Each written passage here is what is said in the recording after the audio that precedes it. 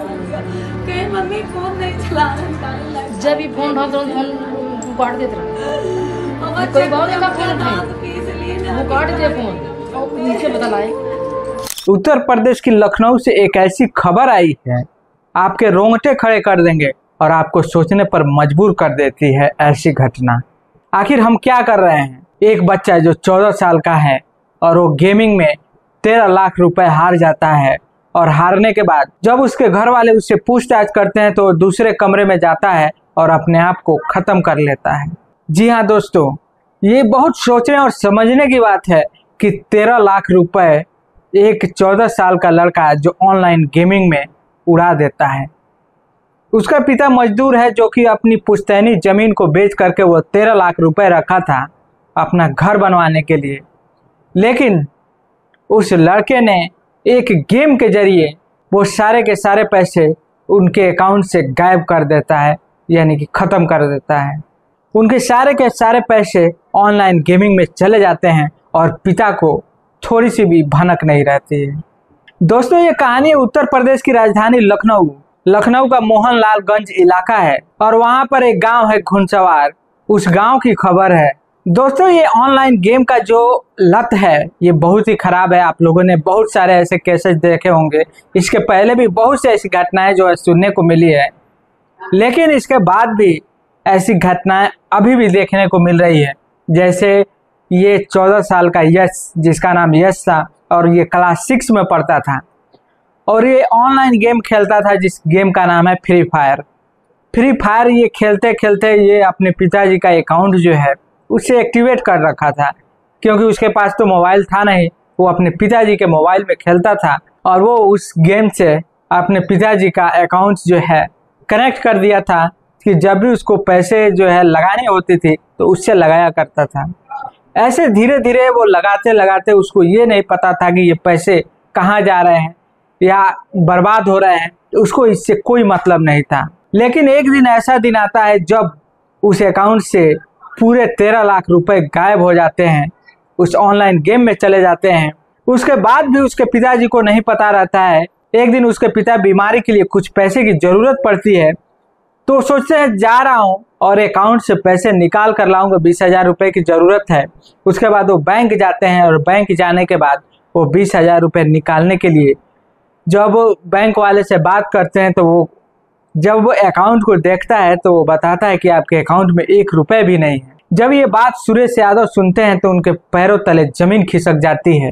वो सोचने पे मजबूर हो जाते हैं कि आखिर इतने पैसे गए कहाँ। वहाँ पे वो कहते हैं कि आखिर हमारे अकाउंट में इतने पैसे थे, यानी कि 13 लाख रुपए थे, आखिर वो पैसे गए कहाँ।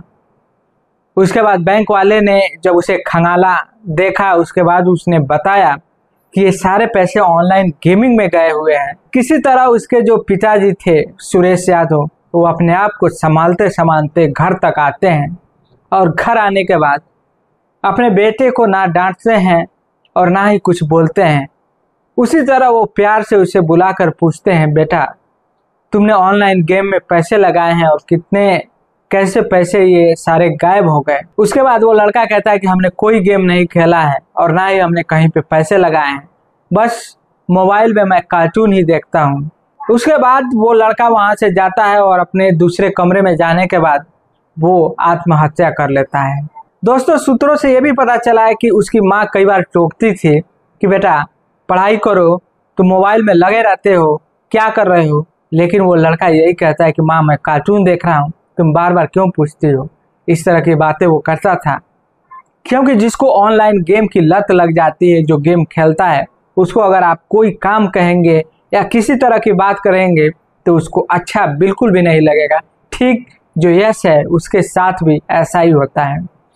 यश क्लास 6 में पढ़ता था, उसकी उम्र 14 साल थी। बताइए, इस उम्र में वो गेम के जरिए 13 लाख रुपए उड़ा देता है और जब उसके पिताजी को बात पता चलती है तो वो परेशान हो जाते हैं, हैरान हो जाते हैं कि आखिर ये कैसे हुआ। दोस्तों, जो सुरेश यादव है वो मजदूरी का काम करते थे, यानी कि पुताई का काम करते थे। काफ़ी गरीब परिवार से थे। उन्होंने अपनी पुश्तैनी जो ज़मीन जो है बेची हुई थी अपना घर बनवाने के लिए कि एक अच्छा सा घर बनवा लें, इसीलिए उन्होंने 2 साल से वो रुपए रखे हुए थे। लेकिन उनका बेटा ऑनलाइन गेम में ये सारे पैसे ख़त्म कर देता है, सारे ऑनलाइन में चले जाते हैं। दोस्तों, ज़्यादातर लड़के आजकल ऑनलाइन गेम जो है खेलते रहते हैं। उनके माँ बाप बोलते हैं, उसके बाद भी वो गेम खेलना नहीं छोड़ते हैं।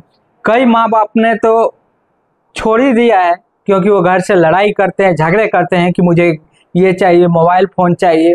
उन लोगों को फ़ोन भी मिल जाता है। ऐसे बहुत सारे घटनाएं जो हैं पहले भी देखने को मिला है, और ये जो है नया है, क्योंकि इससे पहले जो है जितने ऑनलाइन गेमिंग ऐप था, यानी कि जो बैटिंग वाले ऐप थे, जो मनी बेस्ड ऑनलाइन गेम था, उस पर सारे जो है बैन लगा दिए गए। क्योंकि आपने भी देखा होगा, मनी बेस्ड ऑनलाइन गेमिंग के जितने भी प्रमोशन करने वाले थे, अब कहीं आपको नज़र नहीं आएंगे, क्योंकि इन सब पे बैन लग गया है। इन लोगों पे जुर्माना भी लगाया गया है कि अगर कोई इस तरह की जो है गेमिंग ऐप का प्रमोशन करता है, अगर बढ़ावा देता है, तो उस पर कड़ी से कड़ी कार्रवाई की जाएगी और उस पर जुर्माना भी लगाया गया है।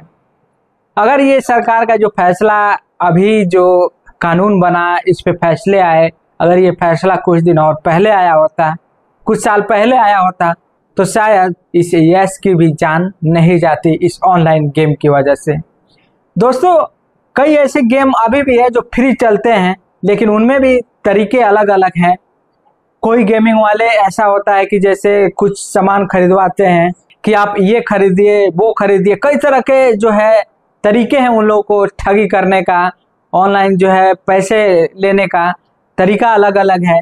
लेकिन जो कुछ ऑनलाइन डायरेक्ट जो थे, जो यूपीआई से कनेक्ट हो जाते थे, उसके बाद आपने पैसा लगाया, और इस तरह की जो गेम थे वो सारे अभी फ़िलहाल में बैन हो चुके हैं। लेकिन दोस्तों, सवाल ये उठता है कि 14 साल का लड़का जो ऑनलाइन गेम में, जिसके 13 लाख रुपए उस गेमिंग ऐप में चले जाते हैं और घर वालों को पता ही नहीं चलता है, इसके बारे में आप क्या कहेंगे? या जो भी अभी फ्री जो है गेमिंग ऐप हैं, उनको भी बैन होना चाहिए? बाकी आप लोगों की क्या राय है, कमेंट बॉक्स में ज़रूर बताइएगा।